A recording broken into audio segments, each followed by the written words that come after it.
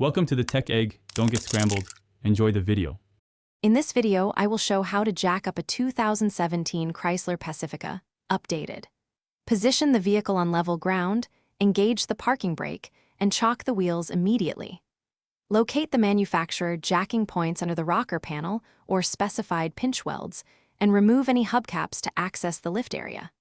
Use a quality jack and stands rated for your vehicle weight, and never work under a car supported only by a jack. Gather the right tools before you begin: a hydraulic floor jack with the correct capacity, 2 sturdy jack stands, wheel chocks, and a lug wrench. Check tire pressure and loosen lug nuts slightly while the vehicle remains on the ground.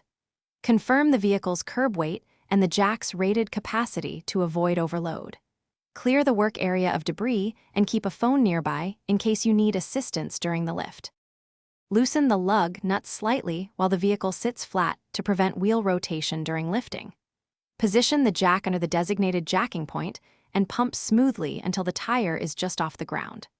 Slide a jack stand into place at the manufacturer recommended support point and lower the car slowly onto the stand, verifying stability.